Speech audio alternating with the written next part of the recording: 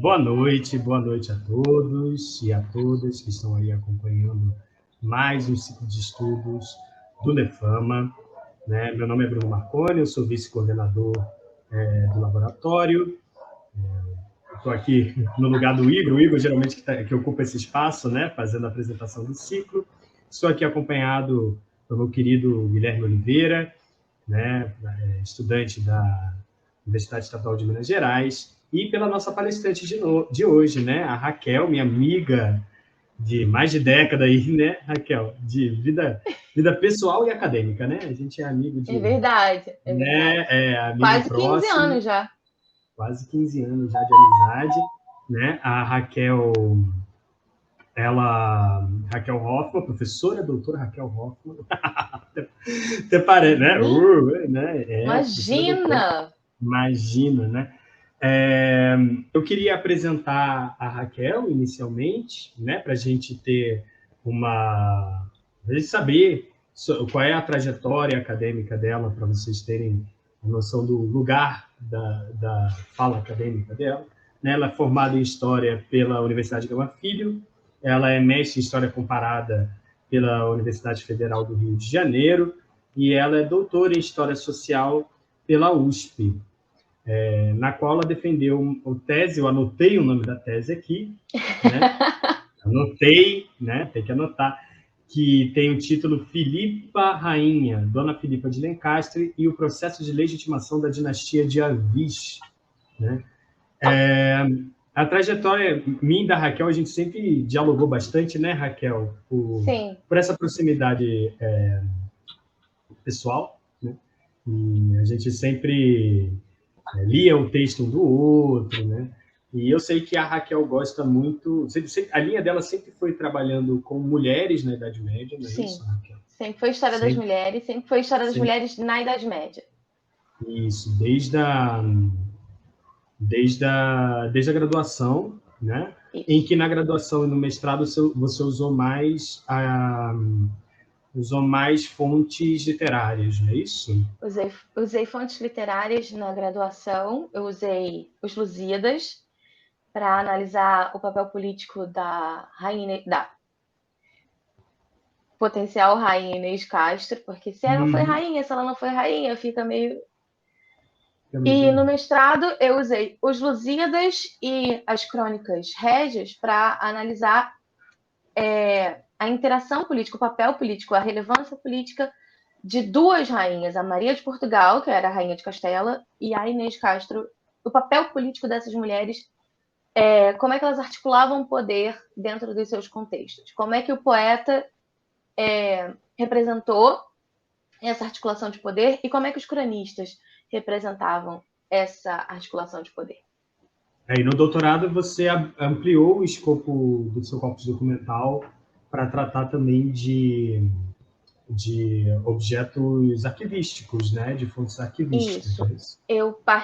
No doutorado eu parti para análise de fontes jurídicas, eu também usei crônicas, eu ampliei o número das crônicas, eu ampliei para como é que eu vou dizer? A característica das fontes, porque eu fui também para a fonte jurídica, eu dei ali uma pequena navegada em fontes visuais, mas bem pequena, para entender como a representação da Rainha Dona Filipa escondia ou não, dependendo da fonte, a influência política dela dentro do contexto da dinastia de Avis, do primeiro reinado da dinastia de Avis. Perfeito, perfeito. E assim, se teve alguma coisa que a gente pode falar de minimamente legal dessa pandemia, se é que a gente pode falar que é alguma coisa legal dessa pandemia, é que teve essa multiplicação de lives, né? Teve essa multiplicação de apresentações online, a gente começou a aprender a utilizar essas ferramentas, o que aproximou bastante, né? Agora, tipo assim, você vai se apresentar para o Nefama, você não precisa ir para o UENG ou para a Universidade do Vale do Paraíba para apresentar as suas ideias e a sua tese, né? Agora você pode apresentar aqui online para a gente ouvir, né? Isso é muito legal, é muito bacana. É bacana. Foi a única coisa bacana, eu acho. Eu também acho que, tipo assim, eu não consigo pensar em nada diferente. nada que seja diferente disso. né? É Mas muito pelo menos bacana isso porque eu tenho pode falar. contato, a gente pode ter contato com pessoas de todos os lugares, a gente pode aprender muito mais. É uma ferramenta muito poderosa, se muito bem utilizada. Exatamente. E dito isso, estamos aqui dando uma olhada se alguém já entrou aqui, já tem o pessoal assistindo, né? Pessoal no chat, fiquem à vontade para fazer questionamentos, eu vou anotar aqui.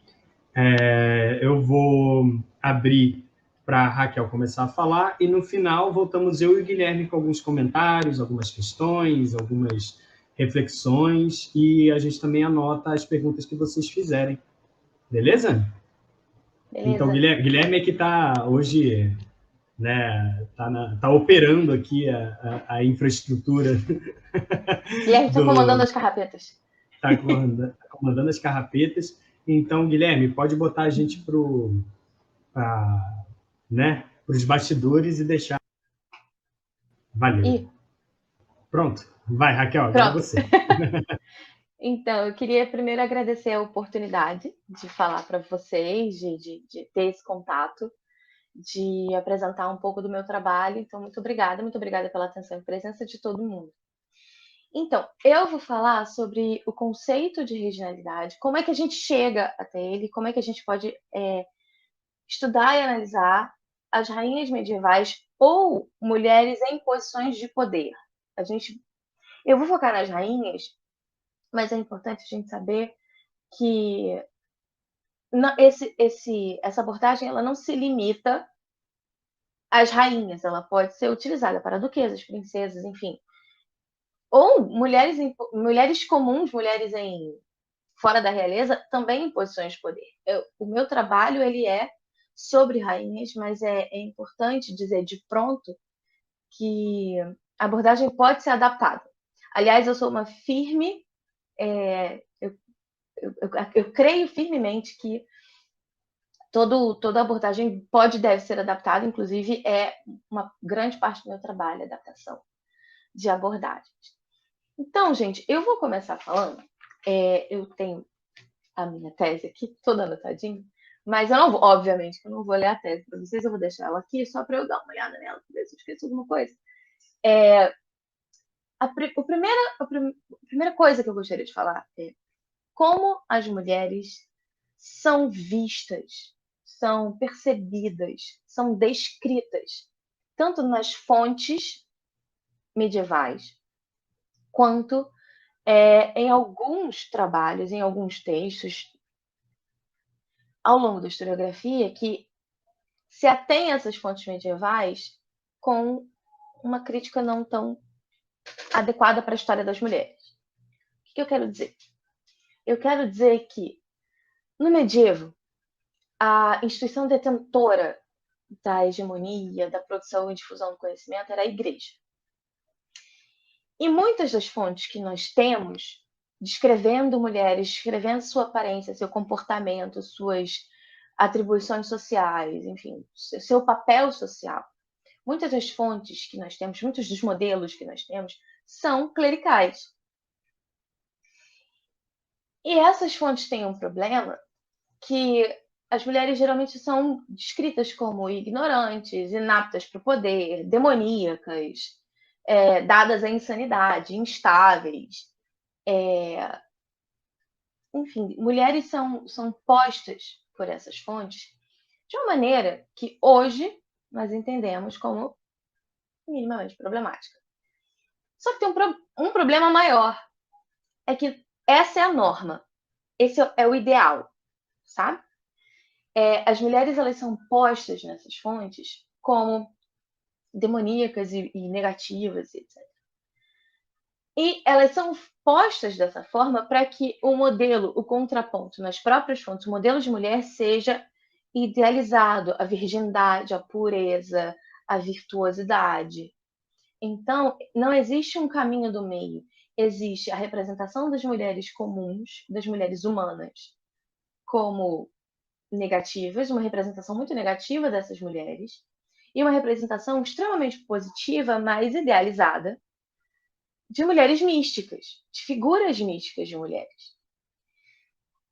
E esse contraponto a gente vê nas fontes e muitas das vezes a gente carrega para as nossas pesquisas, inadvertidamente adotando o discurso da fonte. Então, esse é o primeiro problema quando a gente estuda a história das mulheres medievais. A gente inadvertidamente acaba adotando, em maior ou menor grau, o discurso da fonte. Então, é importante que a gente saiba que essa visão clerical, essa visão misógina, podemos dizer, que exige das mulheres uma conduta normativa que condizia muito pouco com a vida prática, com o cotidiano, com o dia a dia, com o levar da vida. Então, existe uma diferença entre essa norma idealizada, que chega até nós pelos textos normativos, e a prática cotidiana, que é adaptável às condições e ao contexto de cada época, da condição sociopolítica de cada mulher, enfim. Isso nós podemos usar essa perspectiva crítica como ponto de partida se analisarmos um grupo de mulheres ou mulheres, personagens individuais dentro da história. Então, é possível que isso seja feito tanto quando a gente analisa, por exemplo, as padeiras de Lisboa, ou as lavadeiras do Porto, ou as costureiras de Londres. E também a gente pode utilizar para estudar personagens específicas dentro dos nossos contextos. Basta adaptar a nossa abordagem. E também é importante dizer que cada pessoa, eu vou falar um pouco mais ao longo da minha fala sobre isso, mas cada pessoa não está isenta de praticar poder. O poder, ele existe na sociedade e ele não está só dentro da pirâmide hierárquica que a gente classicamente entende como uma... Desculpa, esse é o telefone da minha casa que eu vou desligar. Questões da modernidade. Questões da modernidade que precisam ser enfrentadas. Eu vou desligar o telefone aqui, perdão. Ai, ai, ai. Será que eu consegui? Consegui. Agora sim. Agora está desligado. Perdão. Como eu dizia, nós temos uma visão clássica do poder como decrescente, muito monolítico. Eu vou chegar lá, mas eu já quero dizer de baixo pronto que o poder é exercível, exercitável, pelas pessoas no geral. Você não precisa ser um rei, um presidente, um político, um membro do clero para exercer poder. Dentro do seu contexto, você tem algum tipo de poder que você manipula e dispõe de, e dinamiza. Mais para frente. As mulheres não são diferentes. E as mulheres medievais, muito menos. As mulheres medievais, especificamente aqui, agora eu vou entrar nas rainhas, elas exercem poder. O que nos cabe é perguntar: que tipo de poder? Como ela exerce poder? De que maneira isso é possível para aquela mulher naquele contexto, naquele recorte? Então, a história das mulheres é uma prática muito artesanal. E essa prática artesanal exige que a gente vá questionando as miudezas do processo. Então, vamos acompanhar. Para analisar a relação entre a figura feminina e o exercício do poder, no caso das rainhas medievais, eu separei aqui algumas considerações de questões específicas que a gente precisa fazer. Então, eu fiz uma pequena lista. Então, o primeiro item é: existem diferenças de manejo de poder entre os reis e as rainhas no contexto analisado? Se sim, quais? Se não, por que não existe? Ou seja, esses dois personagens, eles ambos exercem poder. De que maneira cada um dispõe do poder que possui? Dispõe de mais, dispõe de menos? Que tipo de área se influencia? Que tipo de pessoas articula? Que tipo de narrativas constrói? Então, existe diferença? E se sim, quais são as diferenças? Se não, por que não existem as diferenças?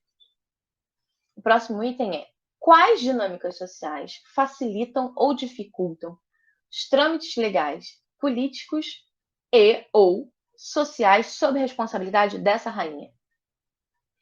Ou seja, de que maneira as pessoas que cercam essa rainha dificultam esse manejo de poder? Dificultam ou facilitam esse manejo de poder? De que maneira esse círculo social promove esse manejo do poder e essa disposição do poder? Ou cria obstáculos, obstaculiza esse manejo do poder? O terceiro item que eu listei é qual é o raio de ação de tais personagens, as rainhas medievais, no exercício do poder. Essa pessoa tem um poder que ele é articulável na corte, ou é expansível aos nobres fora da corte, e as pessoas dos centros urbanos, e as pessoas do campo, e onde estão os clérigos em relação a esse poder. Ou seja, qual é qual é o alcance desse poder? De que maneira se verifica o alcance desse poder nas fontes que a gente tem? De que maneira não se verifica? Porque uma coisa na história das mulheres muito importante a ser considerada é o silêncio das fontes. O silêncio das fontes responde muita coisa. Porque o que se deixa de falar sobre aquela mulher e por quê? Esse é outro assunto. Eu vou chegar lá. Senão eu vou começar a falar sem critério. E aí eu tenho que seguir um roteiro. Porque senão eu vou falar, e a gente vai ficar 4 horas aqui, não queremos. Mas vamos lá. Qual tipo de poder ao alcance da rainha naquele contexto específico? É um poder político burocrático? É um poder social, ou seja, ela move engrenagens sociais, sejam elas quais forem. É um poder cultural. Essa mulher promove, exerce o seu poder de maneira cultural. Ela incentiva a cultura, ou ela censura a cultura, ou ela tenta veicular, inserir uma cultura que não é local dentro do seu reinado. Esse poder é econômico. Essa rainha traz consigo uma grande quantidade de valores, ou não.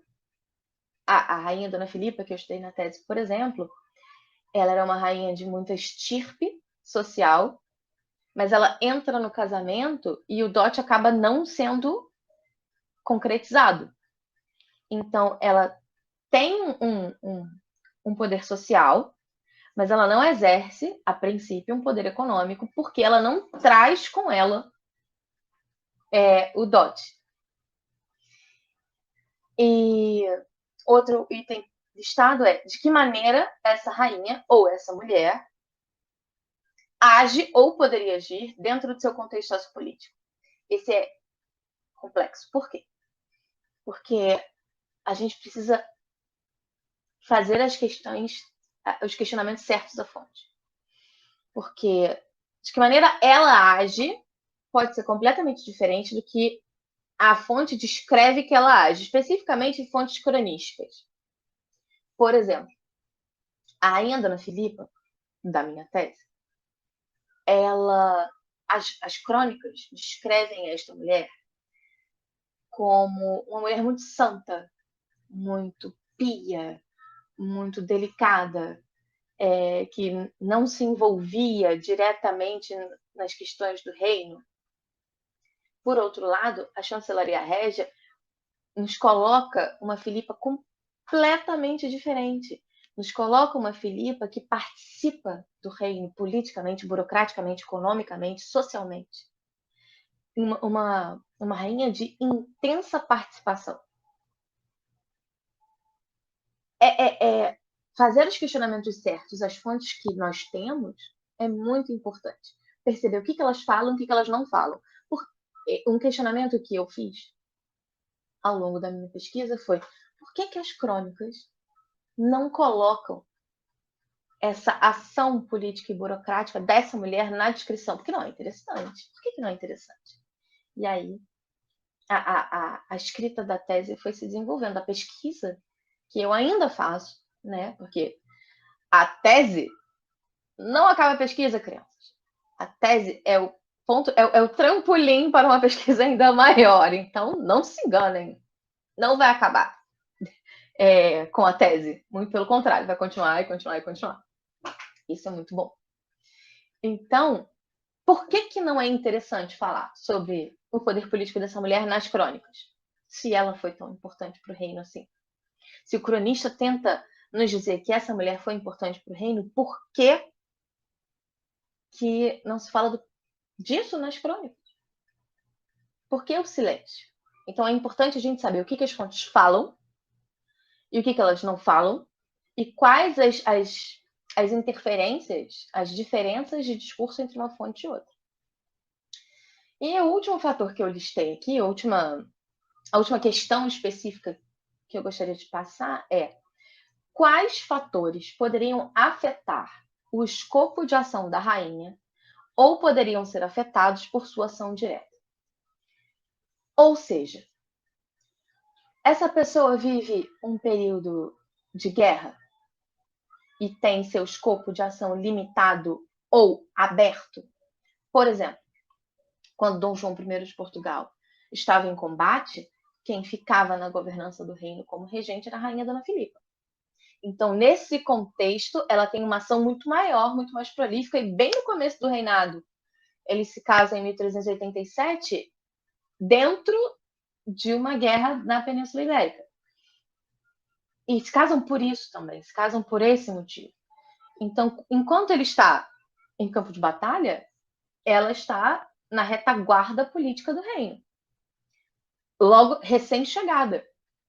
Então, é importante que a gente saiba, é importante que a gente perceba que essa ação da rainha, ela não é estagnada.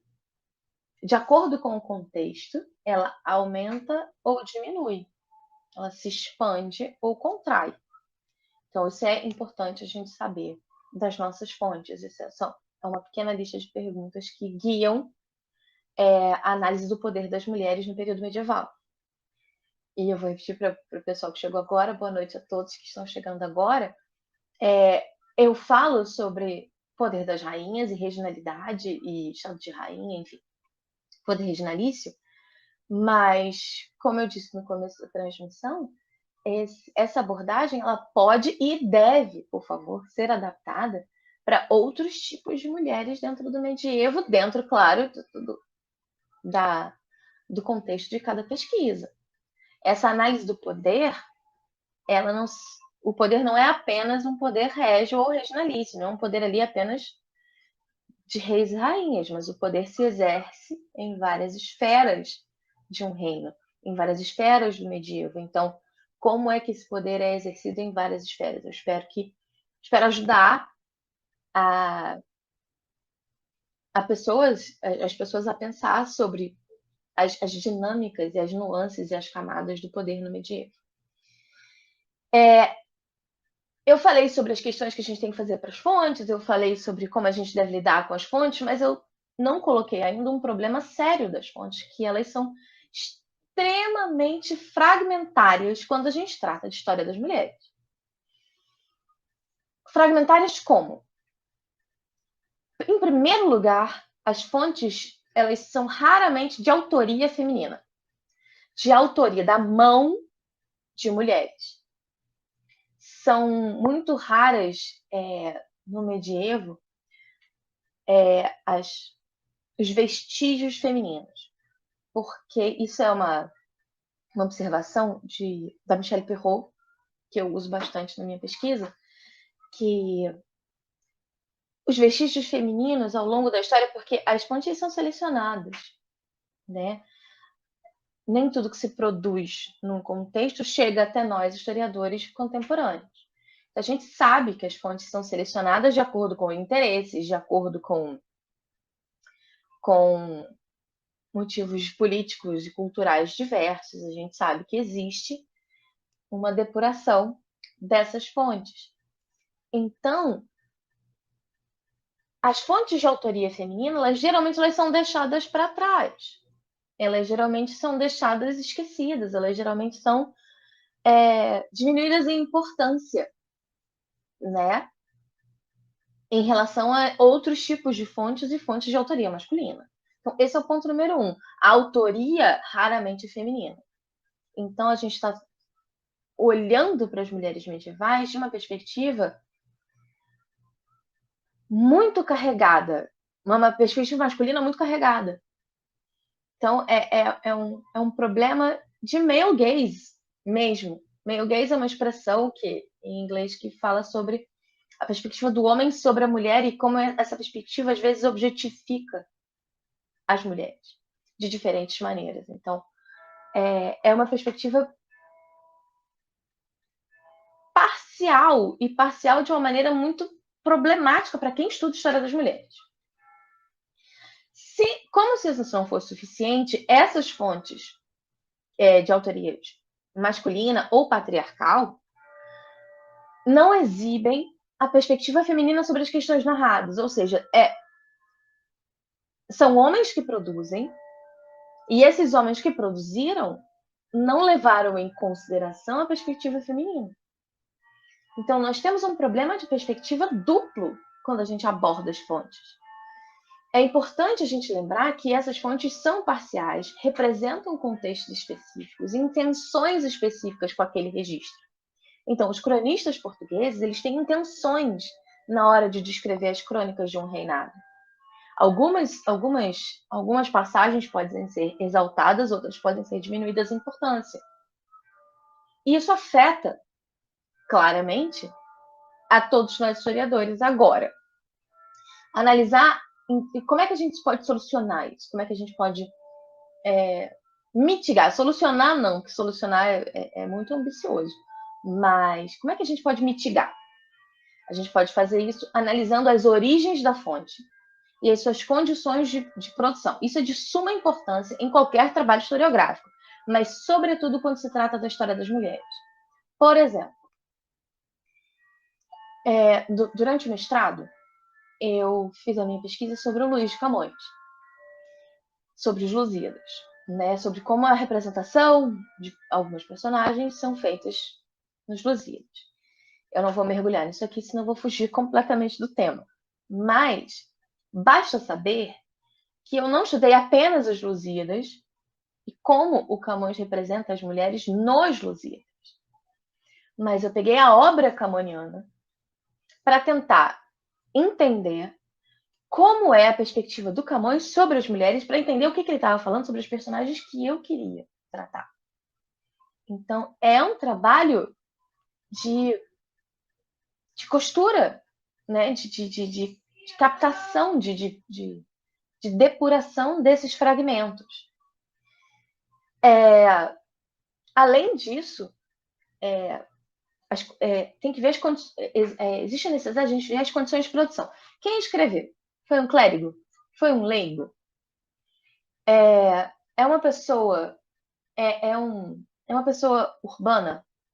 É uma pessoa da corte? É uma pessoa que tem uma obra, ou ela escreveu apenas aquilo? Ou, em caso de fontes jurídicas, por exemplo, quais são as fontes desse corpus documental que estão na íntegra e quais são as que estão resumidas e por que talvez estariam resumidas? Quais são os assuntos que quem depura essas fontes entende que devam ser suprimidos ou expandidos?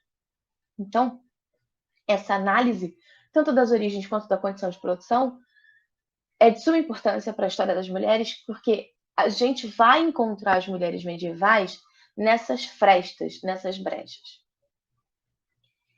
A história das mulheres, especificamente, ela rompe com as perspectivas tradicionais da análise historiográfica. E, como eu disse antes, é um trabalho, é um exercício artesanal da criação de uma perspectiva que não só observa a existência das mulheres naquele contexto, mas que não só observe a existência delas nas dinâmicas sociopolíticas, porque é muito fácil a gente falar, existiam mulheres no Reino de Portugal. Sim, existiam, claro que existiam mulheres no Reino de Portugal, porque o Reino de Portugal não era composto apenas de homens. Mas e daí? E a partir daí, o que a gente faz com essa informação? Então, não basta dizer, existem mulheres nas dinâmicas de corte. A gente tem que entender essas mulheres como agentes dessas dinâmicas, das dinâmicas sociopolíticas dos reinos, dos contextos que a gente trabalha, como personagens que afetam essas dinâmicas e são afetadas pelas mesmas dinâmicas. Então, a minha apresentação ela começa com todo esse panorama de como é o trabalho de história das mulheres que precisa ser feito, o trabalho historiográfico, o trabalho de pesquisa que precisa ser feito para capturar essas mulheres de dentro das fontes, para retirar e entender. É um garimpo. É um garimpo. E é artesanal, é no ponto a ponto, é no caso a caso. Agora, considerando tudo isso, eu quero falar sobre o poder medieval e o poder de reinar. O que significa ser rainha no medievo? Em primeiro lugar, reinar sobre algo, reinar sobre um território, reinar sobre um povo é diferente de governar sobre esse povo, esse território, esse local. Enfim. Nem sempre quem reina é a mesma pessoa que governa. A gente vê casos estranhos para o século XXI, mas que existem, como, por exemplo, o caso inglês. A rainha da Inglaterra hoje reina sobre, mas não governa. Ela não apita ali naquele jogo. Ela tem uma posição. Ela tem uma posição simbólica dentro daquele contexto. Então, esse é o exemplo mais fácil. O exemplo que eu uso com os meus alunos, é o exemplo que eu uso, enfim, com todo mundo, é reinar sobre é diferente de governar sobre. Por outro lado, nem sempre quem governa é a pessoa que reina. A gente vê aí casos de monarcas, casos de reis e rainhas que têm assessores, ministros, conselheiros que são muito mais ativos na governança do que os próprios reis, rainhas, princesas e duques, etc. No medievo, algumas rainhas reinam sobre os povos porque a estirpe da sua posição social lhes confere essa prerrogativa. O que eu quero dizer com isso? Essas mulheres, elas têm uma posição social completamente destacada dentro das sociedades em que fazem parte. Elas não são mais princesas, elas não são mais nobres, damas, elas são rainhas. Isso lhes destaca, isso lhes coloca numa posição diferente dentro da sociedade, ao lado do monarca, ao lado do rei. Isso falando das rainhas consortes, tá? As rainhas reinantes são outra história, eu vou chegar lá. Mas essas mulheres, às vezes, não utilizam, não querem ou não conseguem utilizar essa posição social para governar efetivamente. O que eu quero dizer com isso? Não basta a pessoa ser rainha. Não basta aquela mulher estar naquela posição social. Ela tem que ter a viabilidade de governar. Ela tem que ter o interesse de governar. Se a viabilidade existir, mas o interesse não existir, ela não governa. Ela entrega nas mãos de alguém. Ela entrega suas atribuições nas mãos de outra pessoa. Ela abdica dessas suas atribuições, mantém a posição social e abdica das suas atribuições. Então, é importante a gente saber que quando a gente vai analisar uma rainha, a gente tem que analisar se ela reina e governa, se ela reina e não governa. Então, eu falo aqui no caso de uma rainha e de rainhas que reinam e governam. Então, como reinam e como governam. Então, para trabalhar esse poder das rainhas, eu separei, eu utilizei na minha tese, eu arregimentei na minha tese, e eu separei aqui alguns conceitos e noções. Desculpa. de novo, pela minha cachorrinha. Separei alguns conceitos e noções para a gente começar a mergulhar, entender o que é poder das rainhas e definir o que é regionalidade. O último passo é essa definição, o último passo dessa apresentação é a definição da regionalidade. Então, o primeiro conceito que eu gostaria de apresentar para vocês é o conceito, a noção de monarquia compartilhada. É muito específico do caso português. Eu percebo acontecendo em outros reinos, outras localidades, mas eu não tenho as especificidades de cada caso. No caso português, a monarquia compartilhada, a prática desse poder monárquico medieval em Portugal, ela pode ser compreendida em determinados contextos como monarquia compartilhada, porque o rei não exerce o poder sozinho. Ele compartilha esse poder com a rainha e os herdeiros. Essa tendência era muito utilizada nos primórdios da dinastia de Borgonha, em Portugal, abandonada no final da dinastia de Borgonha, retomada pelo último rei da dinastia de Borgonha, Dom Fernando, com sua rainha Dona Leonor Teles. E a partir do Dom Fernando, a monarquia compartilhada se faz muito mais forte ao longo da dinastia de Avites. Então, ela tem um crescendo, uma queda de tendência, digamos assim, um revival com Dom Fernando e uma retomada dessa tendência dentro de Avites. Eu uso esse conceito, essa noção, como ela foi elaborada por duas autoras, a Manuela Santos Silva e a Isabel de Pina Baleiras, que elas descrevem, elas denotam que esse compartilhamento pode variar de motivo, né? Então, as razões pelas quais um rei compartilha o seu poder, compartilha a sua ação com a sua rainha e os seus herdeiros, varia imensamente de acordo com as dinâmicas que orbitam essas pessoas e que elas orbitam também. Mas elas estão muito centralizadas na legitimidade, no problema da legitimidade. O que é o problema da legitimidade? Não basta um rei ou uma rainha, ou os herdeiros, usarem a coroa. Essas pessoas precisam fazer jus aos olhos do povo, aos olhos dos súditos. A coroa utilizada. Essas pessoas, a coroa nunca está segura em cima da cabeça de um rei medieval. Qualquer coisa pode acontecer.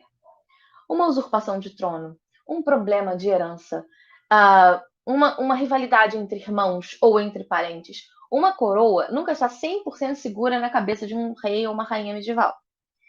Para combater esse problema de coroa bamba, reis e rainhas e seus descendentes no medievo precisam, é urgente, é premente a necessidade de cuidar constantemente da questão da legitimação. Ou seja, o povo precisa reconhecer, os súditos precisam reconhecer aquela dinastia como legítima.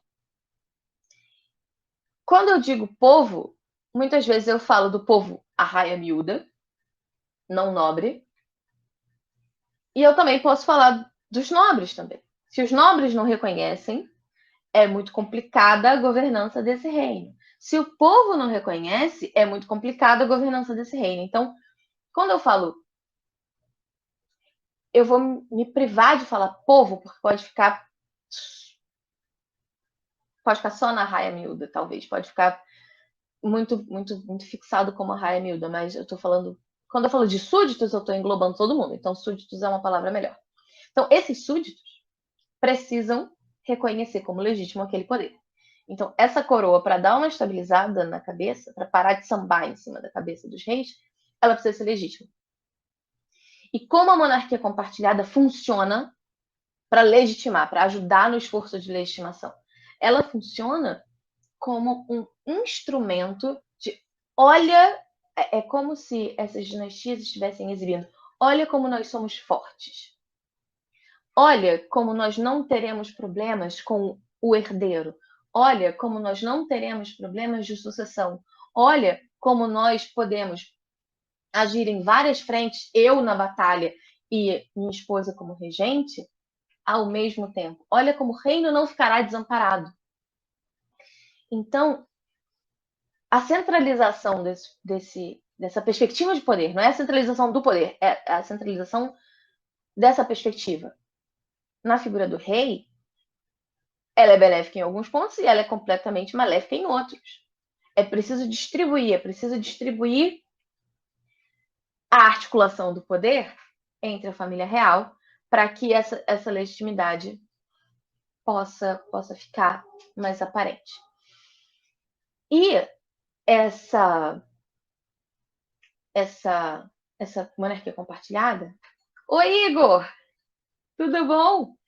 Essa monarquia compartilhada, cachorrinhos são bem-vindos. Sim, que bom. Que bom, eu tenho duas. E elas são muito vocais. Muito vocais. Todas as mulheres nessa casa são vocais. Vamos lá. A monarquia compartilhada nos ajuda a entender e a contestar a noção do poder como monolítico, que foi uma coisa que eu falei lá atrás, eu vou voltar agora. Lembra que eu prometi que eu ia voltar? Voltei. Dentro da minha pesquisa, isso é uma particularidade da minha pesquisa, é uma particularidade minha, enquanto profissional, enquanto pesquisadora. E eu tenho uma cachorra muito vocal aqui. Espero que ela pare em breve. Foi embora, latindo para o vizinho, mas foi embora. Voltando. É uma postura muito minha ao encarar o que é poder. Porque ao longo desses anos todos, estudando poder, da graduação até o presente momento, é impossível ver o poder como monolítico. E eu uso as noções, os conceitos de um sociólogo, Michael Mann, eu encontrei a minha maneira de encarar o poder no trabalho do Michael Mann, que ele diz que o poder ele não é uma pirâmide hierárquica, decrescente e monolítica. O poder é uma teia. Como assim, Raquel? Peraí. Nós estamos acostumados, desde o tempo das aulas de história da escola, a ver aquela pirâmide social, sociopolítica, que tem o rei no topo, os nobres ali no segundo degrau, junto com os clérigos, às vezes no segundo, às vezes no terceiro. Aí o pessoal dos centros urbanos, se a pirâmide for realmente muito complexa, aí você bota o pessoal dos centros urbanos ali um pouquinho antes, e embaixo, assim, os camponeses, os servos, enfim. A gente está acostumado com essa visão. Não só em relação ao medievo, mas em relação a todos os períodos históricos que a gente estuda na escola. Isso é um problema seríssimo. Por quê? Porque infere que acima, na parte de cima da tal da pirâmide, tem uma quantidade absurda de poder, e quanto mais você desce, menos poder existe. Que não podia ser mais errado. Então, o que o Michael Mann fala é que o poder, ao invés de ser essa pirâmide monolítica antiquada, uma noção anacrônica de poder, ele entende o conceito de poder como uma teia de poder. Pensem numa teia de aranha, numa grade horizontal. Espera aí, vou fazer melhor. Aqui a gente trabalha com artesanato, gente. Lembra a história das mulheres de artesanal? É isso. Vamos lá. Folha de papel. Só para a gente entender o plano das coisas. Imagine que nessa folha de papel, ela não é sólida.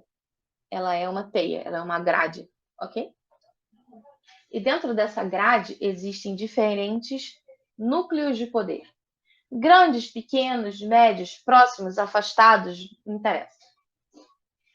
Esses núcleos de poder, eles causam uma interferência entre eles. Cada núcleo afeta o outro de maneiras particulares e diferentes. Ou seja, simplificando bastante, a gente pode dizer que o rei é um núcleo de poder, a rainha é outro núcleo de poder, os herdeiros são outro núcleo de poder, os nobres e os ministros, os advogados, os juristas, os letrados, as mulheres, o povo urbano, os mesteres, os comerciantes, os navegadores, os piratas, os camponeses, os servos. Cada núcleo dessa sociedade exerce poder, ou seja, dinamiza poder para si e para os outros e é dinamizado pelo poder exercido por outros. Até aí, ok? Espero que sim. Caso não esteja ok, por favor, mandem suas perguntas no chat. O pessoal está anotando e eu posso voltar na explicação, porque eu sei que essa é a parte talvez mais confusa de compreender. Então, cada um desses núcleos tem um peso diferente de acordo com o momento. Por que o Mann coloca dessa forma? Porque essas redes de poder socioespaciais, que como eles chamam de socioespaciais, elas são múltiplas, elas são justapostas e interconectadas. E elas brandam 4 tipos básicos de poder: poder ideológico, poder econômico, poder militar e poder político. Ele observa a sociedade como um conjunto pluralizado, em constante mutação e sem a rigidez daquela hierarquia que eu estava falando um pouco antes. Porque as interações entre esses grupos sociais e os tipos de poder que esses grupos brandem são fluidas e eles exigem permeabilidade, exigem navegabilidade desse fluxo entre os grupos.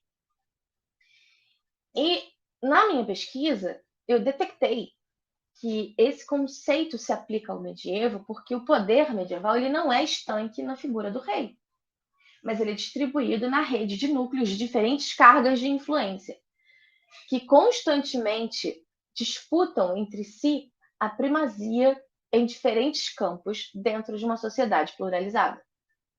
Então, esse conceito nos ajuda a entender o poder das rainhas, o poder reginalício, porque funciona dentro de uma lógica que desafia a visão estereotípica do poder medieval descendente, aquela da pirâmide que eu falei, que vem do rei e vaza para as camadas inferiores. Esse poder, essa visão decrescente, monolítica, estanque, estagnada, ela é excludente. Ela exclui, ela faz com que nós, na verdade, ela faz com que nós, historiadores, tenhamos uma ação excludente sobre os nossos objetos de estudo, os nossos contextos. É extremamente problemático, extremamente prejudicial, achei a palavra, extremamente prejudicial às nossas pesquisas. Porque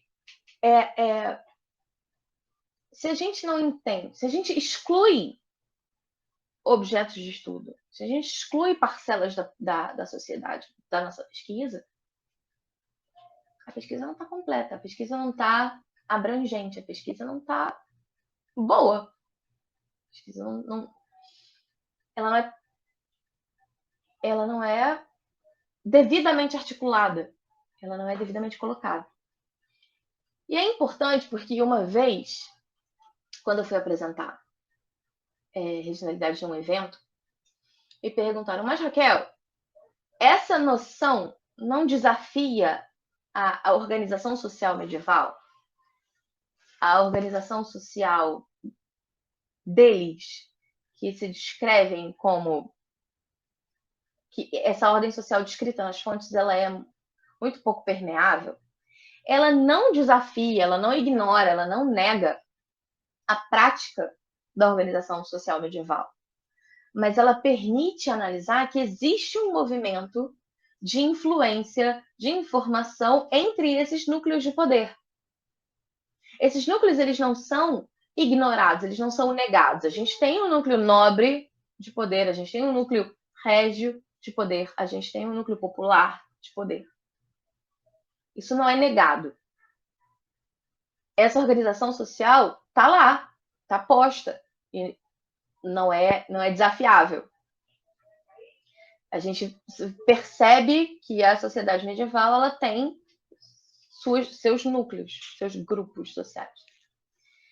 O que a gente faz com essa abordagem sobre as redes de poder é entender que esses núcleos se intercomunicam, se influenciam, se dinamizam entre si. Então, essa é a primeira parte, que vai nos ajudar a entender como o poder das rainhas acontece no contexto medieval. Outro conceito que eu utilizei na tese é o conceito de agência. Também é um conceito sociológico. É um conceito que é muito trabalhado pela socióloga Sherry Ortner e pelo sociólogo Piotr Stomka. Espero que eu tenha pronunciado o nome dele corretamente. Então, essa expansão, porque um se alinhava no outro, que é importante isso, galera, que a gente entenda que os nossos conceitos, eles não são caixinhas. Eu vou falar uma coisa que é extremamente importante para o trabalho de qualquer graduando, qualquer pesquisador em história, não interessa se essa pessoa está na graduação, no mestrado, no doutorado. Está muito animado meu bairro hoje, tem barulhos acontecendo. Então, o que eu vou falar que é super importante é os nossos conceitos das nossas pesquisas não são caixinhas. Eles não são gavetinhas que a gente vai colocando informação e tirando ao bel prazer da pesquisa. Eles precisam dialogar entre si. Eles precisam se interconectar. Então, o conceito de... Quando eu falo... Eu separei na apresentação por uma questão de didática.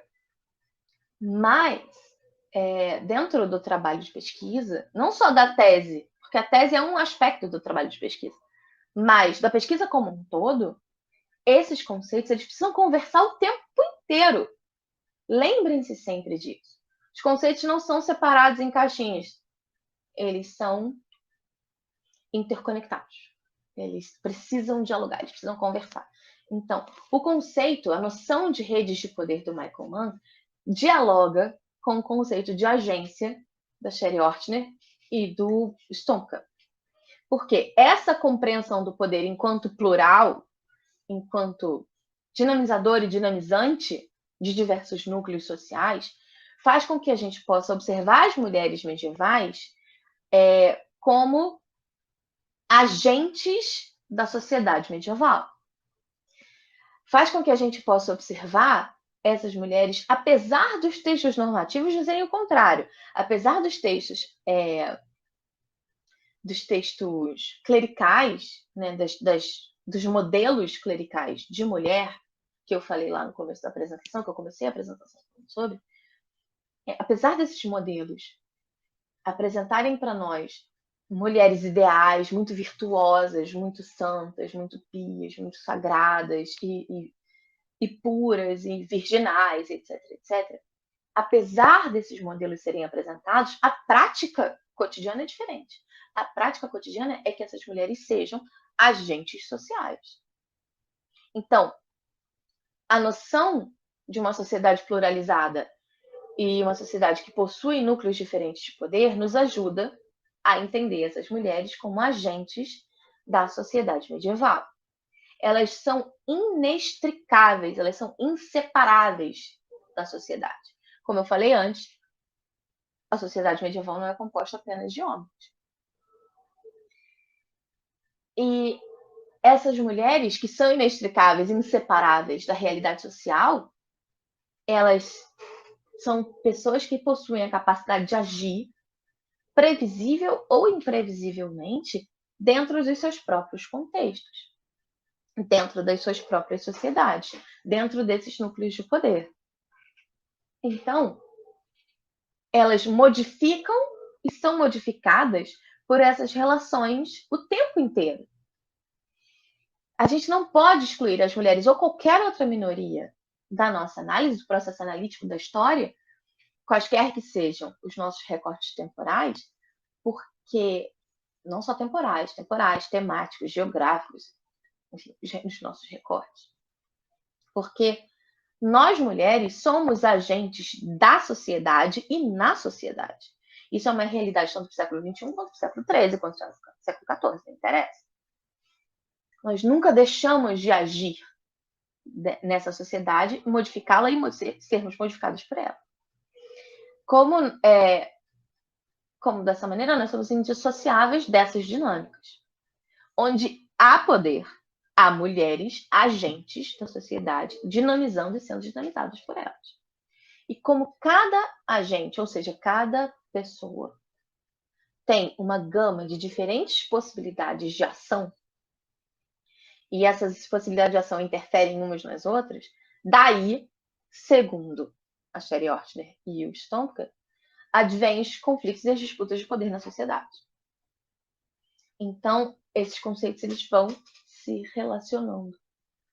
A percepção do poder facilita com que a gente enxergue as mulheres medievais como agentes do processo. Então, de novo, qualquer dúvida, porque eu sei que eu estou indo, gente. Tô indo. Qualquer dúvida, coloquem no chat, por favor. Tá?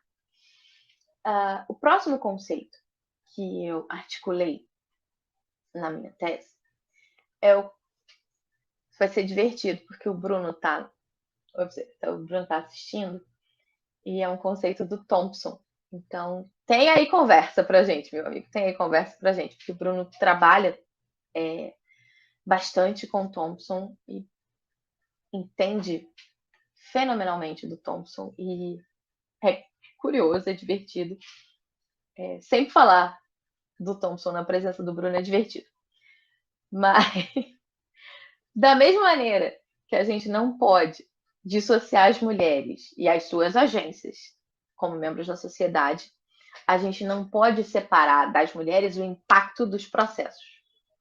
Ou seja, a gente não pode tirar as mulheres do processo, certo? Porque elas são agentes do processo. Elas exercem, elas dinamizam poder em seus determinados contextos. Por outro lado, a gente não pode tirar o contexto das mulheres. Olha o Bruno se manifestando sobre o Thompson. Vou chegar lá. Eu gosto demais dessa parte da pesquisa. Demais. A gente não pode tirar o contexto das personagens. Sejam esses personagens que nós estudamos, que nós analisamos, um grupo social ou um personagem individual. No meu caso, eu estudei uma rainha. Estudei o impacto dessa rainha em um determinado processo. Então, o conceito do Thompson que eu utilizo é o conceito de experiência. E como eu posso utilizar esse conceito se o Thompson trabalha ele num contexto completamente diferente do meu? E aí o próprio Thompson entra. Ao definir, ao conceituar a experiência no Miséria da Teoria, o Thompson tem uma longuíssima nota de rodapé explicando que tudo aquilo que ele fala, e todos os conceitos que ele apresenta, e todos os instrumentos que ele coloca, que ele articula naquele trabalho, eles podem e devem ser adaptados de acordo com as necessidades de cada pesquisador e de cada pesquisa para serem trabalhados. Então, o próprio Thompson... Eu li a Miséria da Teoria para outra coisa. E aí eu estava lendo o texto e eu bati nessa... Importante ler as notas de rodapé, crianças. Importante. Eu bati nessa nota de rodapé e falei, olha, que bacana. Como será que eu posso trabalhar isso? Será que eu consigo? Primeiro, será que eu consigo? Segundo, será que é aplicável? Terceiro, como é que eu posso adaptar esse conceito para o uso no meu trabalho, que eu achei tão interessante? Então, esse conceito foi adaptado por mim, com a bênção de Thompson, da seguinte maneira. A gente não pode dissociar as mulheres e as suas agências da sociedade, assim como a gente não pode dos processos históricos, assim como a gente não pode dissociar o impacto dos processos históricos dessas personagens, dessas mulheres. Da mesma maneira que os atos das mulheres enquanto agentes da história devem ser considerados nas nossas análises, a sua experiência social também precisa ser considerada, porque é exclusiva e específica de cada trajetória, e porque está atrelada àqueles múltiplos e multifacetados processos históricos que estão analisados junto com elas. O conceito do Thompson de experiência, como eu disse antes, pode causar um certo estranhamento, mas ele se aplica porque tanto o exercício do poder é uma experiência coletiva, porque dinamiza, lembra, vários grupos sociais, de acordo com as redes de poder do Michael Mann, e tanto o exercício do poder é uma experiência coletiva, quanto as mulheres, mesmo aquelas nas camadas mais privilegiadas da sociedade, são um grupo marginalizado em termos sociopolíticos que precisa se valer de subterfúgios estratégicos para exercer seu poder e sua agência. O que eu quero dizer com isso? Com tudo isso que eu falei. As mulheres, mesmo aquelas nas camadas superiores da sociedade, nas camadas mais privilegiadas da sociedade, no meu caso eu estudo uma rainha, elas são ideologicamente marginalizadas no medievo e em tantos outros contextos. Eu vou fazer uma pergunta que não tem nada a ver com o nosso trabalho. Tem jogo do Flamengo hoje? Porque se tiver jogo do Flamengo, a minha cachorra vai ser uma constante companhia, porque a minha vizinha grita e a minha cachorra late. Então, se alguém souber, posta aí nos comentários, por favor, se tem jogo do Flamengo. Desculpa, gente. Mas quem já viu alguma aula minha, alguma palestra minha, alguma comunicação minha, é desse jeito que vai o negócio, gente. Desse jeito. Não existe pompa quando eu falo sobre qualquer coisa. Então, voltando. Como existem aquelas relações de poder? Como existem aquelas dinamizações de poder das redes de poder? E como as mulheres são agentes na sociedade, a gente pode falar do conceito de experiência social do Thompson, porque essas mulheres, elas são ideologicamente marginalizadas na sociedade medieval. Sendo assim, é possível articular o conceito para essa pesquisa. Do Vasco, não, eu sei que não é do Vasco, porque a vizinha não grita pro Vasco. A vizinha grita ela é extremamente flamenguista e ela vai para a varanda, ela mora bem aqui do meu lado, ela vai para a varanda e grita Mengo!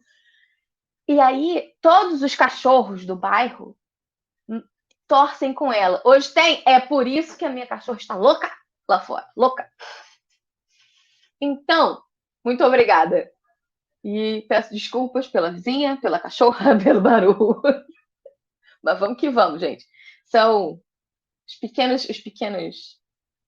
problemas da transmissão online. Vamos lá. Então, considerando os conceitos, aplicando, instrumentalizando os conceitos que eu falei anteriormente, redes de poder, agência, experiência, eu pude observar na pesquisa como de que maneira as rainhas medievais, no meu caso específico, a rainha Filipa de Lencastre, podem brandir o seu poder, construir as redes de relações e imiscuir-se na política monárquica tardo-medieval. É importante dizer, eu trabalho com tardo-medievo, mas isso também pode ser aplicado para fases anteriores. Não tem jogo do Gigante da Colina. Não tem jogo do Gigante da Colina. Seria um jogo muito melhor de ver do que o jogo do Flamengo. Diga-se de passagem. Mas vamos seguir. A gente torce pelo gigante depois. Usando esses conceitos, é possível a gente ver como as rainhas podem brandir o poder, como elas se misturam na política, como elas se envolvem na política. E, para isso, para a gente completar essa análise, é necessário compreender a maneira específica como essas rainhas realizavam contatos políticos, como elas trocavam influência com os diversos núcleos da sociedade e como elas articulavam o seu contato com esses grupos. Porque não basta a pessoa possuir o poder, como eu falei anteriormente, ela tem que entrar ou não, dependendo da sua necessidade, dependendo do contexto, dependendo da sua circunstância, entrar em contato com esses núcleos de acordo com seus interesses, de acordo com o que é necessário para a sobrevivência da dinastia, da família real, da política, das suas intenções de poder dentro daquele contexto. Então, na minha pesquisa, eu estabeleci 2 noções e um conceito para analisar especificamente as dinâmicas das rainhas. Então, eu estou partindo agora para o final do nosso papo, da minha apresentação e do nosso papo. Quer dizer, do nosso papo não. A gente ainda vai conversar. Mas, no final do que eu estou falando, no final da minha fala, as 2 noções são a noção de estado de rainha e poder reginalício, e o conceito é o conceito de reginalidade, que é o centro, é o ápice, é onde culmina essa fala. O estado de rainha são 3 coisas diferentes, são muito parecidas, mas calma que elas têm diferenças. Eu não posso falar que são estados diferentes, porque eu uso a palavra estado de rainha. Enfim, são instrumentos diferentes que se articulam para fazer a regionalidade viável. Então, vamos lá. O estado de rainha, que é o primeiro que eu cito na pesquisa, e é o primeiro passo, né, eu considero o primeiro passo dentro dessa análise, envolve todas as etapas do processo que eleva uma mulher ao status de rainha e mantém esse status ou depõe esse status. Ou seja, esse processo que transforma uma mulher em rainha, esse processo ele tem etapas e fatores e particularidades, e todos esses fatores, essas etapas são o estado de rainha. Esse estado de rainha é para subir ao poder, para manter o poder ou para sair do poder. Então, esse estado de rainha ele não é constante, ele é oscilante. Então, são as condições que esse status é mantido, tá? Então, eu enumerei alguns fatores. Por exemplo, a titulação. Quando essa mulher é titulada rainha? Sob que condições ela é titulada rainha? Como ela se torna rainha? Ela é filha de rei? Ela é esposa de rei? Ela é mãe de rei? Ela é irmã de rei? Ou ela é alçada àquela posição? Existem rainhas que são alçadas. Elas são nobres, são mulheres nobres, etc, etc.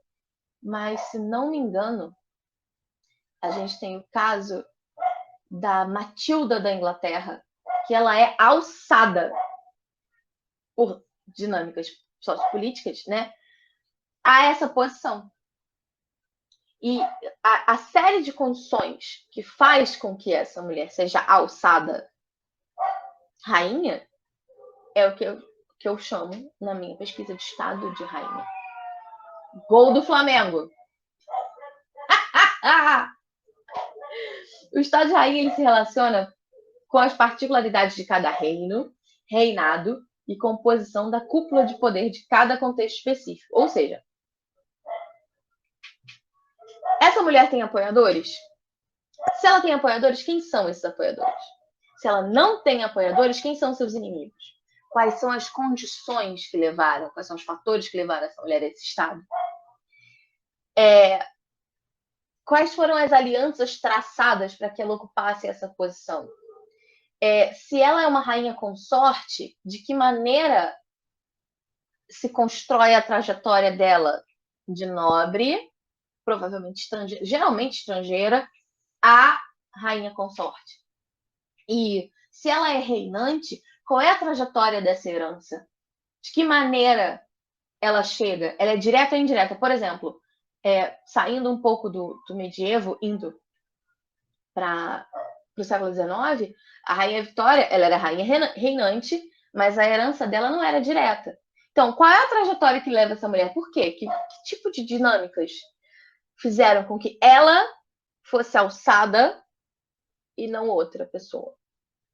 Então, há contestação desse posto ou ela desfruta de consenso entre os núcleos de poder? Então, são diversos fatores que a gente tem que considerar para formar um estudo desse estado de rainha, para formar uma análise aprofundada das condições que levam essa mulher a esse posto, a esse lugar social. Ok? Então, esse é o estado de rainha. Por outro lado, o poder reginalício é a aplicação prática desse poder. A gente está olhando as condições, a gente estava olhando no estado de rainha as condições que levaram, que pegaram essa pessoa e puseram num determinado posto, num determinado lugar. Mas agora, a partir desse lugar, como é que essa pessoa aplica o seu poder? Como é que ela dispõe desse poder? E é importante salientar que o poder reginalício, ele é análogo ao poder do rei, mas ele não é idêntico. E isso pode ser detectado através de questionamentos que a gente dirige às nossas fontes. Lembrando que essas fontes são fragmentárias, o discurso delas é centrado na masculinidade, é centrado num discurso patriarcal. Então, esses questionamentos eles têm que ser feitos considerando tudo aquilo que eu já falei antes sobre o tratamento das fontes na história das mulheres. A gente tem que observar como é que é a recepção desse título e como isso causa uma mudança de status para quem recebe, para a mulher que recebe esse título. A rede de suporte que essa mulher estabelece já dentro do posto, já no cargo, no seu entorno, para a gente poder compreender as possibilidades de articulação dessa mulher na corte. Seu relacionamento sociopolítico com o rei, considerando que os poderes régio e reginalícios são justapostos, eles são análogos, eles são companheiros. A jurisdição e a administração dos senhorios da rainha, que sustentavam ela e o seu séquito, ou seja, é ela que cuida da administração desse senhorio. A dona Filipa de Lencastre, a rainha da minha tese, era ela que cuidava da administração do senhorio junto com um corpo burocrático. Mas a rainha estudada, possivelmente por quem se interessa pelo assunto, ela tem a mesma possibilidade? Ou o seu senhorio, as suas posses, as suas terras, elas são atreladas à jurisdição à administração régia? São. De que maneira essa mulher exerce poder jurídico? Ela exerce um poder jurídico junto do rei, junto dos filhos e junto dos herdeiros, ou não? Ela é alijada do poder? De que formas esse poder prático se coloca? Eu posso falar também de qual é o papel dessa mulher na diplomacia do reino? Qual é o papel dessa mulher nos contatos? Por exemplo, a rainha Dona Filipa, ela era uma princesa plantageneta. Antes de ela ser rainha de Portugal, foi gol de novo? Desculpa, gente. É muito escândalo lá fora. Vamos lá. A rainha Dona Filipa, ela era uma princesa plantageneta. A dinastia mais duradoura da Europa até o momento, a dinastia mais rica da Europa até o momento, a dinastia mais poderosa da Europa até o momento. Ela não é qualquer princesa de qualquer ducado, de qualquer relação. Ela é uma das principais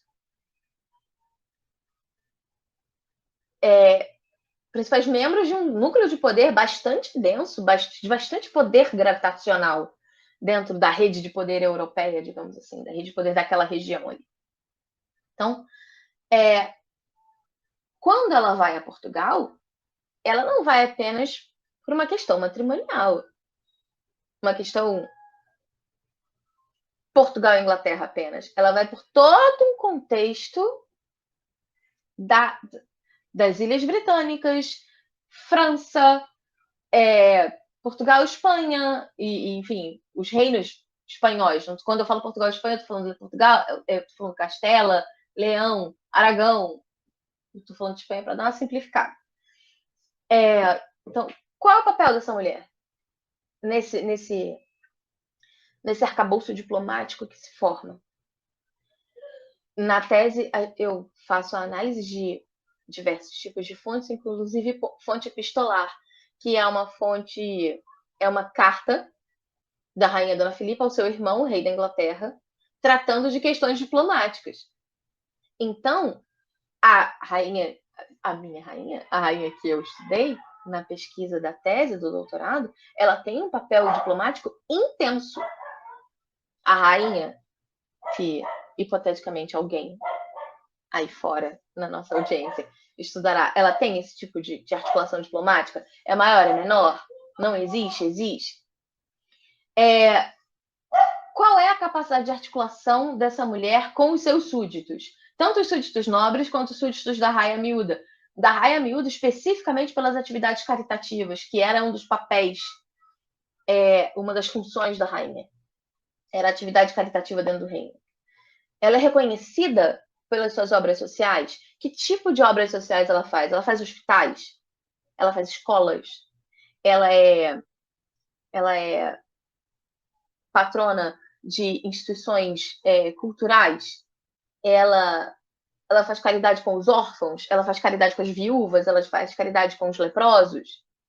Que tipo de ação, que tipo de interesse essa mulher tem e de que maneira essa obra social é articulável politicamente falando? Qual é o legado que essa mulher deixa para o reino?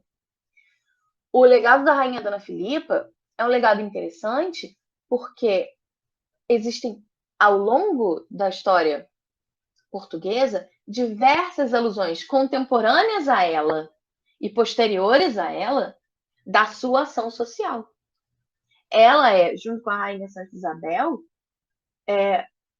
uma das rainhas mais prolíficas em legado social dentro do Portugal medieval. Qual é o que isso? Qual é a percepção que o povo tem disso?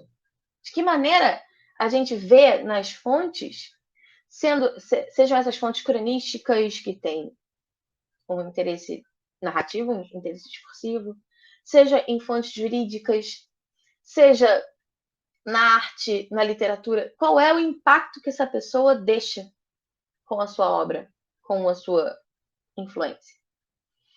E esses critérios, gente, de análise que eu falei aqui sobre o poder reginalício, eles têm que ser considerados de acordo com as interferências, as intercorrências particulares a cada trajetória. Nem todos os fatores que eu falei aqui aplicam-se a todos os casos e todas as rainhas que reinaram no medievo. Esses caminhos analíticos possuem variáveis que a gente precisa manter em mente, a gente precisa manter em consideração, porque a vida dessas mulheres, a vida dessas rainhas ou de mulheres que articulam poder, grupos ou indivíduos, estava sujeita a mudanças muito bruscas de status, que afetavam diretamente, agora no caso das rainhas, afetavam diretamente o status de rainha. Consequentemente, o exercício do poder reginalício. Por exemplo, a viuvez, precoce ou não, a regência do reino na minoridade do rei, na ausência do rei ou minoridade do rei, a ascensão de uma nova rainha, a existência de rainhas paralelas, de mulheres de poder paralelo dentro de uma corte, como, por exemplo, a viúva de um rei e a mulher do novo rei, a existência de uma barregã, de concubinas variadas que desfavorecessem essa rainha aos olhos do rei, o status de popularidade dessa mulher, ou ascendente ou descendente, entre as camadas miúdas da sociedade ou entre as oligarquias, o seu status junto à sua rede de suporte, sua teia de inimigos, porque se uma mulher, qualquer mulher, dentro desse contexto de poder, tem uma rede de suporte, ela também tem uma teia de inimigos, ela tem uma rede de inimigos também. Pessoas que se colocam contra ela, que obstaculizam sua experiência, que obstaculizam seu exercício de poder regionalício. O comportamento dessa mulher no poder, por exemplo, as crônicas portuguesas, elas são muito claras na comparação que os cronistas fazem entre a rainha Dona Leonor, que é a antecessora da Filipa de Lencastre, e a própria Filipa. A rainha Dona Leonor Teles, ela é retratada, ela é representada pelos cronistas como uma mulher vil, como uma mulher que se usou do poder se usou do seu status, se usou da sua posição para benefício próprio e benefício da sua própria família.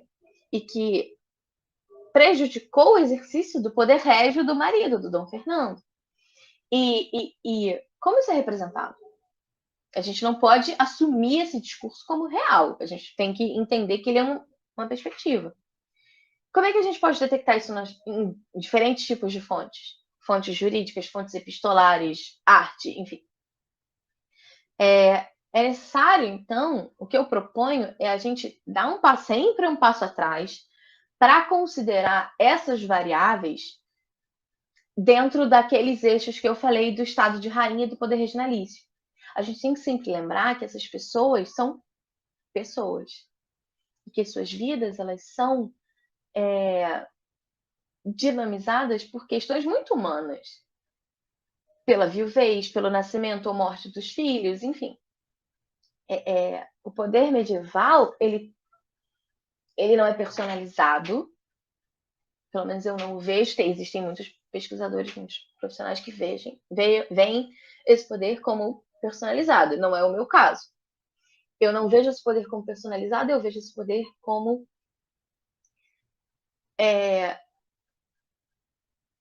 atravessado por questões pessoais também.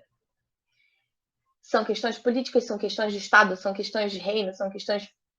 Mas também atravessa aí uma corrente de experiências pessoais, de questões pessoais.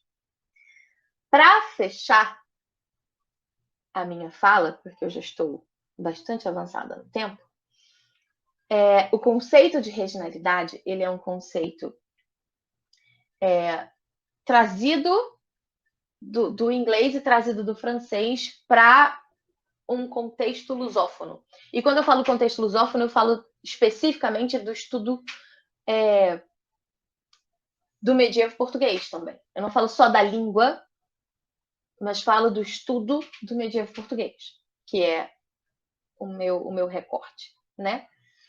Então, considerando as noções de estado de rainha e poder regionalício, a regionalidade a gente pode entender como o fundamento social que sustenta o peso político do estado de rainha e permite o poder regionalício. Ou seja, é o que sintetiza, é o que catalisa as condições da ascensão e da manutenção desse poder e a prática desse poder. É o que catalisa esses dois fatores.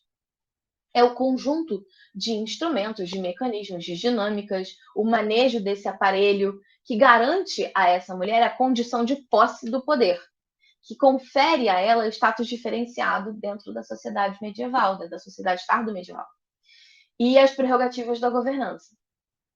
Então, esse conceito, ele não é uma novidade na história das mulheres, ele é vigente na história das mulheres desde os meados dos anos 90, 95, 96. É um conceito muito recente para a compreensão historiográfica de recente, né? Porque 25, 30 anos é bem recente para todos nós, né? E é um esforço sistemático da historiografia, do campo da história das mulheres, na sintetização desse conceito, no trabalho em cima desse conceito. Porque a regionalidade ela é completamente diferente do exercício e do estado dos reis. É completamente diferente do poder régio. É análogo, funciona junto, mas é diferente porque é afetado por diversas dinâmicas. Então, esse movimento se inicia nos ramos francófono e anglófono da história das mulheres, E agora, nas primeiras décadas do século XXI, a gente puxa para o hispanófono, né, para a regionalidade, e por associação, regionalidade em português. Mas a regionalidade em português é uma questão que se afinca com as especificidades do medievo português. Ela não é uma regionalidade amplíssima. Ela é atrelada a particularidades do contexto ibérico e particularmente do contexto do medievo português. Então, eu finalizo a minha apresentação por aqui. Eu agradeço a atenção, a paciência e de todos vocês. Estou aberta a perguntas e vai ser muito legal. Muito obrigada. E palmas virtuais, palmas virtuais. Espero que tenham gostado. Não, ficou, cara, Raquel, eu agradeço muitíssimo pela sua apresentação. Foi ótima, sério, foi profunda, foi numa linha de construção da ideia muito interessante, que você saiu você fez exatamente o trabalho de um historiador preocupado com teoria, né? Você Sim. saiu da problemática, das questões, do debate que envolve o seu objeto, trazendo e construindo os conceitos que você foi utilizando até chegar no conceito central, nos conceitos centrais para o seu trabalho, né? E eu achei isso muito interessante. Você sabe, eu sou fãzaço do teu trabalho, desde muito tempo. Desde Obrigada. muito tempo, até pelos pontos em contato, não só o Thompson, que foi bem citado aí, né? Mas também os pontos de contato do nosso trabalho sobre a parcialidade das fontes. Toda fonte é parcial, né? Isso é uma característica típica de qualquer fonte histórica, mas saber que a construção sobre, por exemplo, o seu objeto de pesquisa e o meu, pelas fontes que a gente tem acesso, né? Para quem não sabe, eu estudo, minha tese foi sobre os grupos populares medievais, né? As fontes que nós temos acesso são direcionadas por grupos alheios aos nossos objetos, né? Grande parte dos tempos, né? Então, a gente sempre tem um olhar contaminado, em alguma medida, sobre o acesso a esse objeto por parte do historiador, né? E uma metáfora que eu gosto de dizer, que eu acho que funciona para as mulheres também, né? Mas eu falo para os grupos populares, que é difícil ouvir as vozes, escutar eles. É a introdução da no tese. seu trabalho. Exato, mas é possível ouvir os ecos, né? Isso. E aí tem aquela metáfora do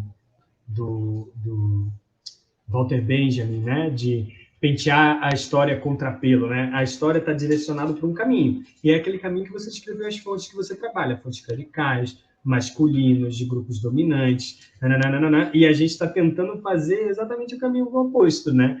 Ou seja, a gente está tentando pentear o pelo da história na direção... No avesso, no sentido avesso.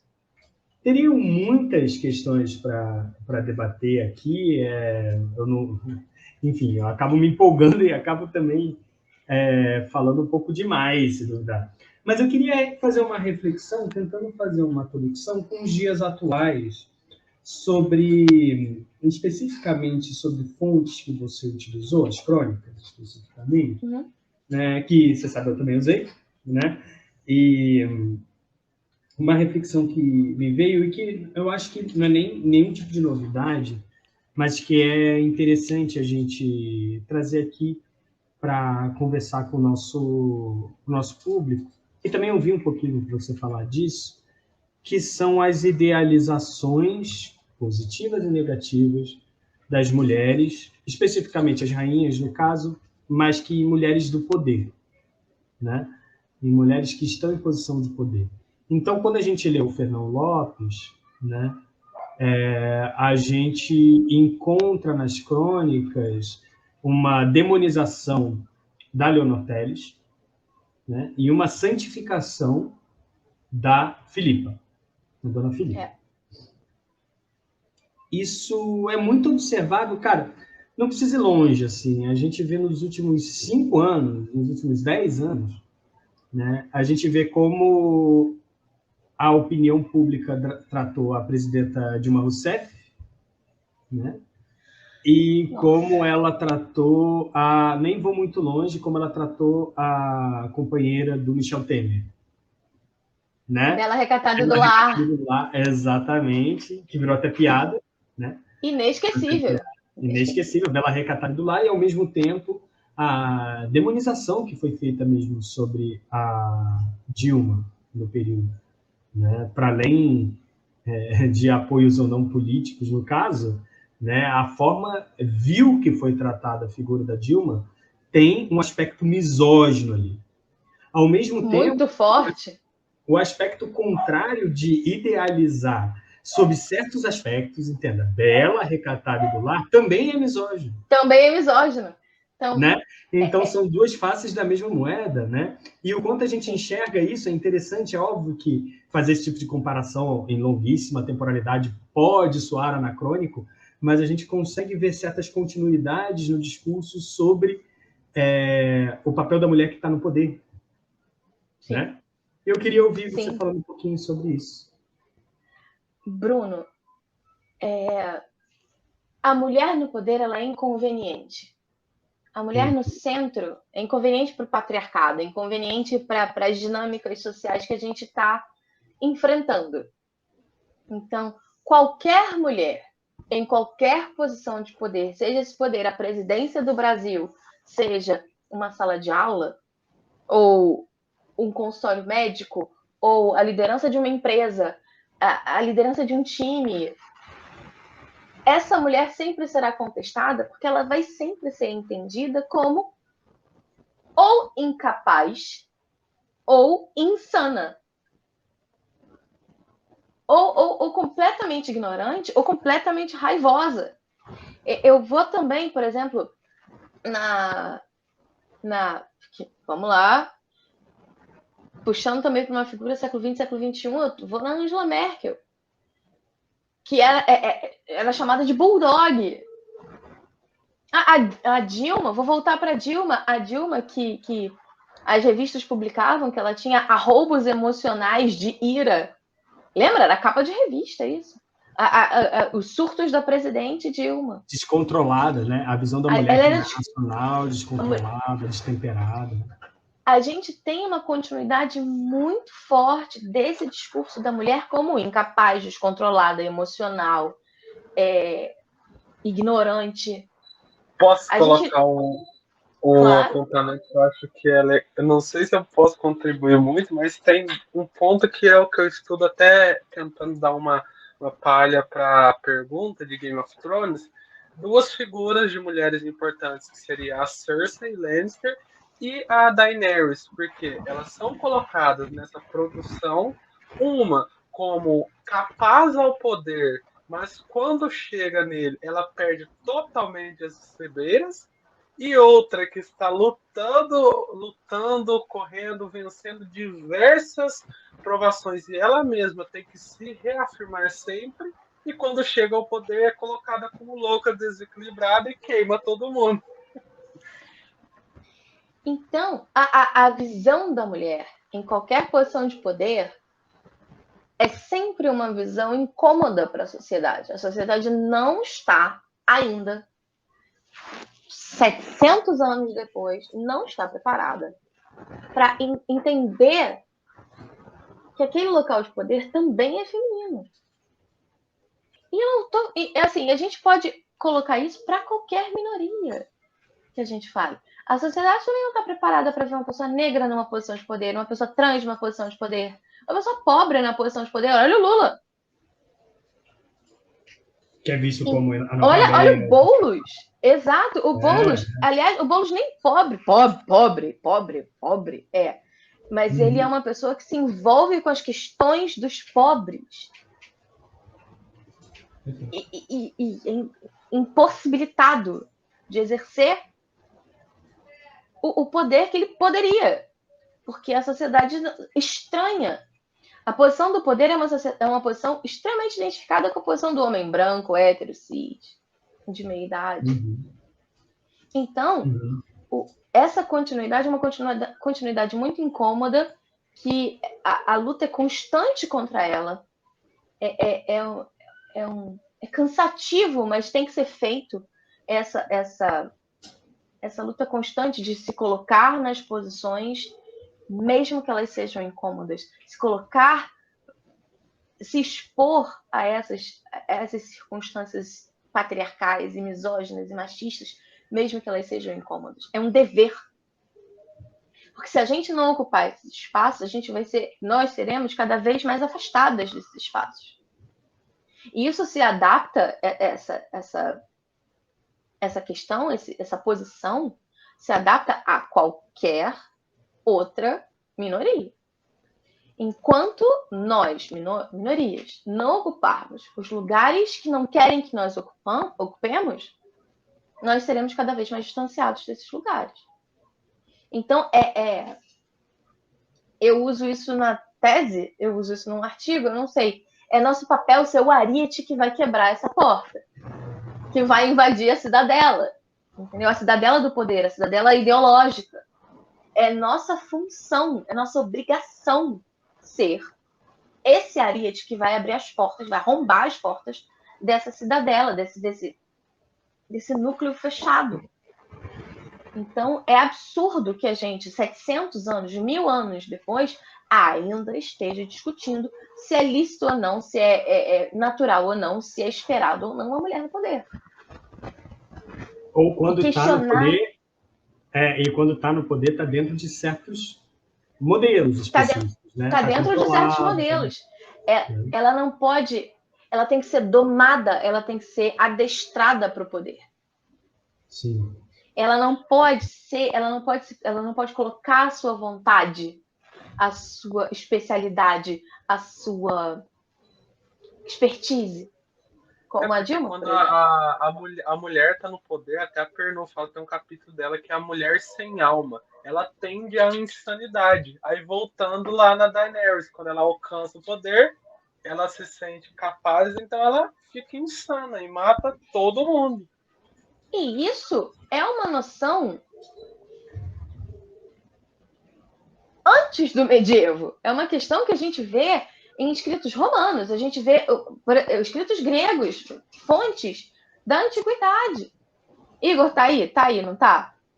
Não sei se o Igor estava numa reunião, ele veio só para dar um Não sei se ele... Aí, já dando uma introdução, tem uma pergunta aqui do Bruno Santos. Vamos lá. Que é meu orientando também, co-orientando. Oi, Bruno. Brunesco, o famoso Brunesco. Ele falou assim, eu vou ler para a gente... Primeiramente, ótima palestra. Tem 2 perguntas. Quais os impactos das produções modernas na visão do passado, com Game of Thrones na vida, né? Imagino, relacionando com essa questão da visão da mulher, né? E como ela afeta a visão do núcleo político feminino, e sobre a visão masculina das mulheres e o man gaze, né? Male gaze. Ele pesquisa a Divina Comédia, do Dante, né? Ele está fazendo a PG dele sobre a Divina Comédia, e ele pensa muito como Dante descreve a Beatriz, né? A sua apaixonada, a sua amada, na Divina Comédia, e de que maneira, qual seria uma maneira correta de olhar para esse tipo de descrição. Tá, então vamos na primeira e vamos na ordem. Uhum. Como as produções contemporâneas atingem a nossa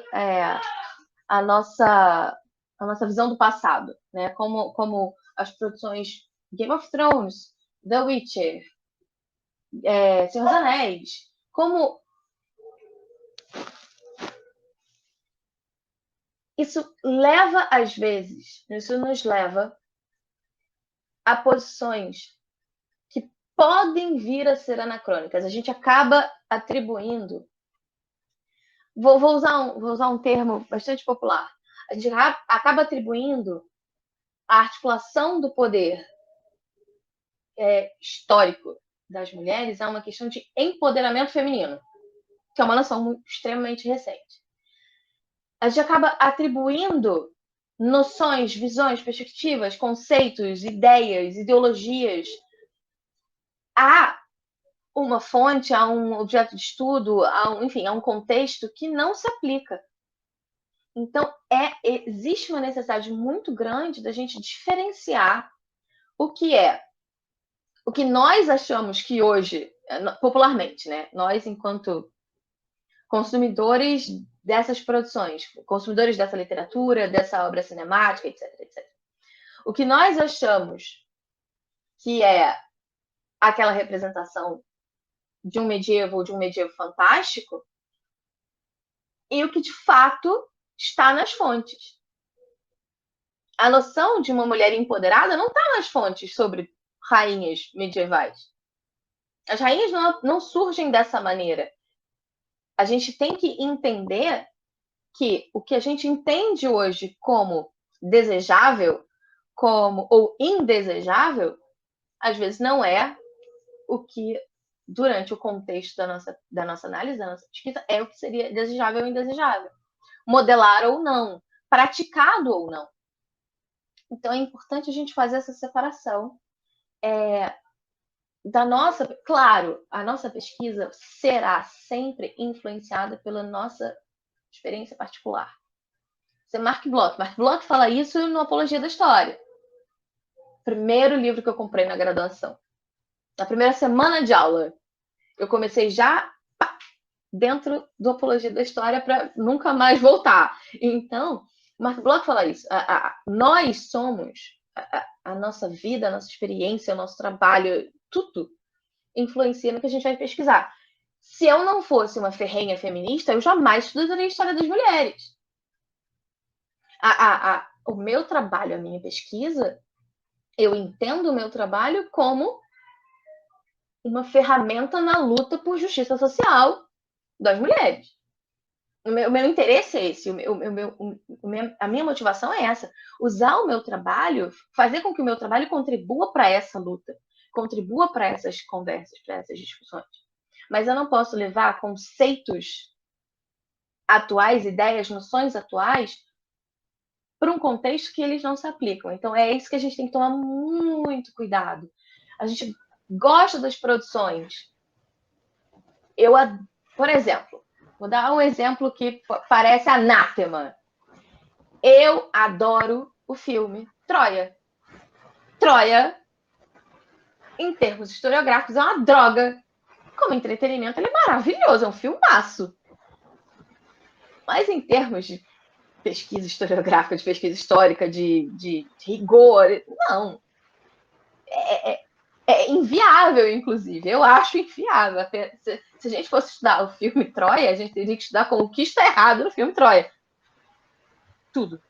Mas a gente tem que fazer essa separação entre o que a gente consome como entretenimento. Esse com Brad Pitt, eu adoro esse filme. É um filme pipoca maravilhoso. Mas aí, quando você assiste de novo, você fica quando você assiste depois de cursar a graduação ou durante a graduação, você fica assim... Não, cara! Não, cara, não, sai daí. Como entretenimento é maravilhoso, como obra.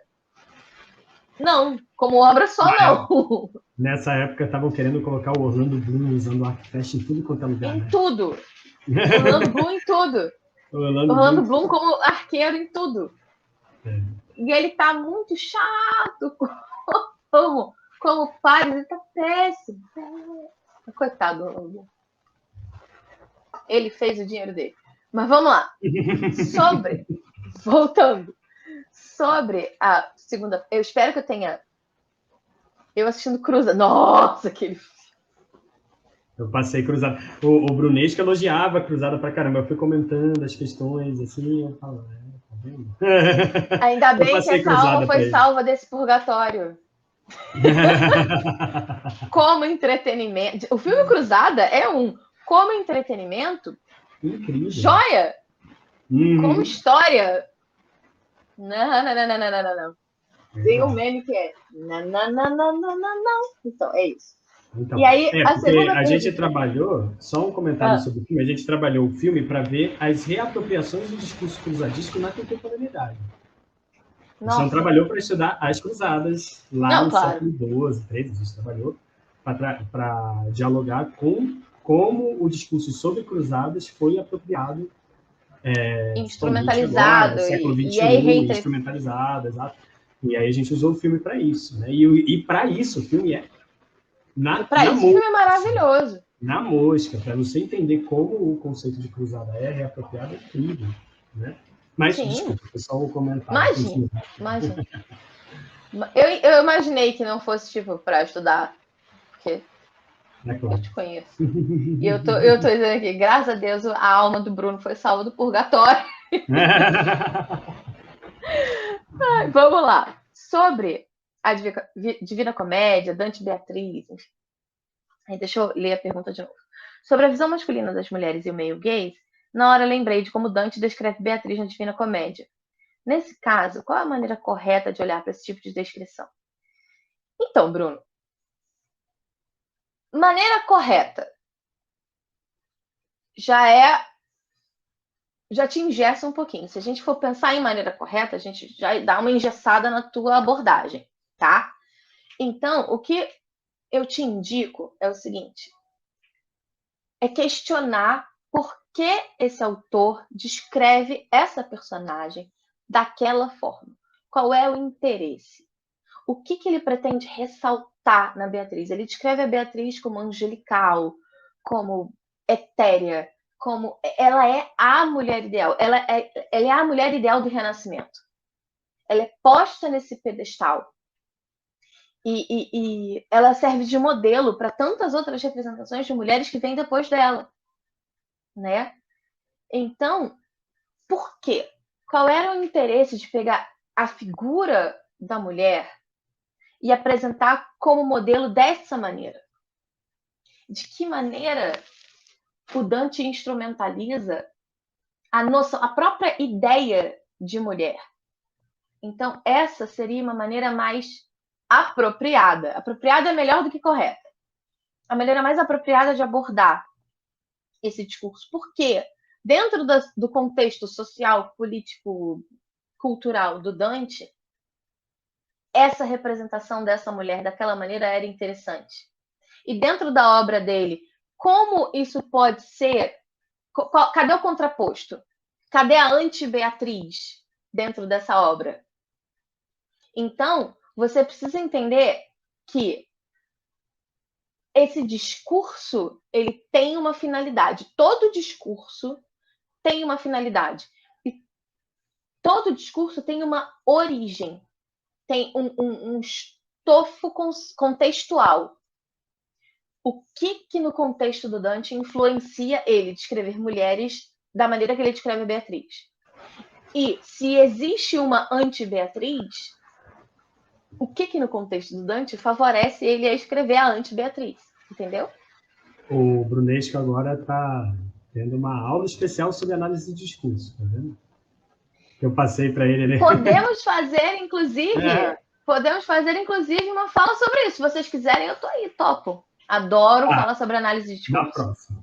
Sim, numa próxima, com certeza. Já fica aí engatilhado, tá vendo, Guilherme? Já fica proposto. Fica a dica, gente.